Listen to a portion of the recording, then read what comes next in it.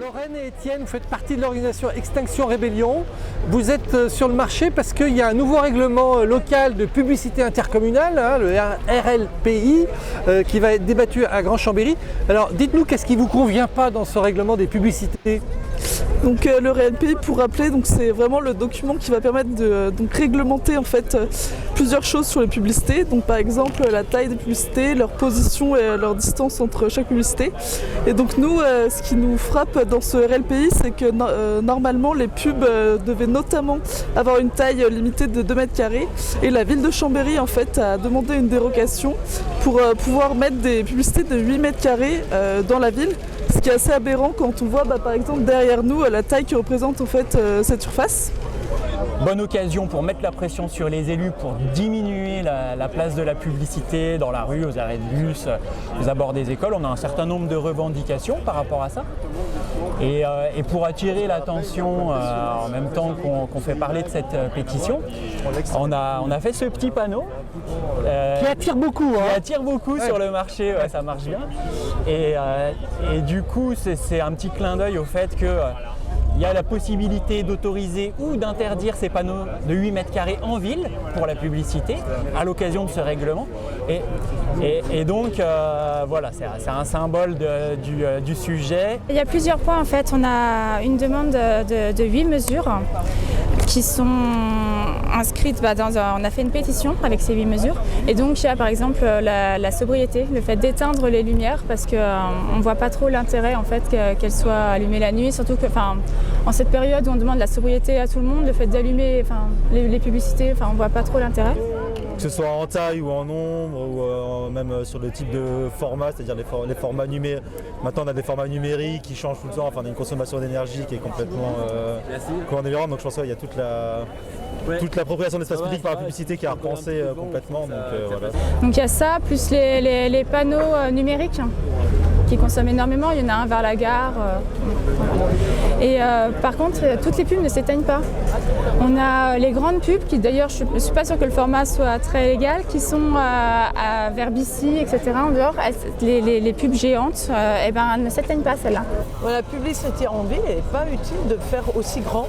Parce qu'une dimension moyenne qui ne défigure pas le cachet de la ville, c'est quand même positif pour moi.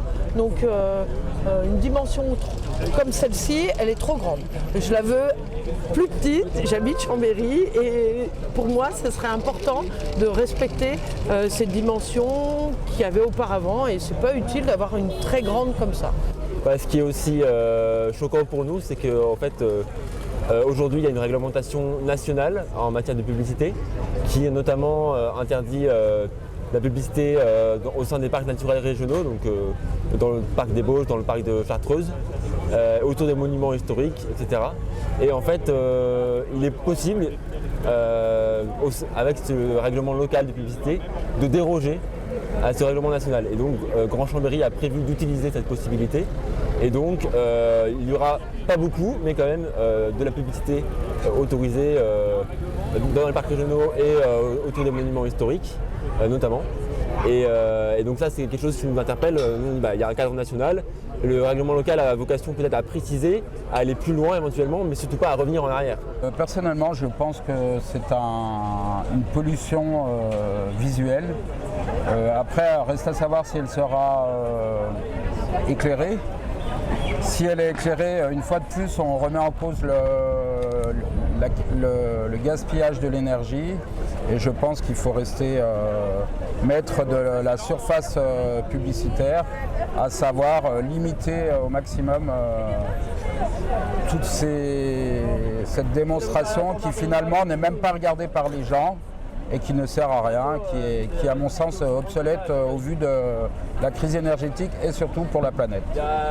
Le vote du projet de règlement local de publicité aura lieu en janvier. Les communes ont jusqu'à la fin du mois, jusqu'à la semaine prochaine, pour rendre la dernière proposition avant finalisation du projet de règlement.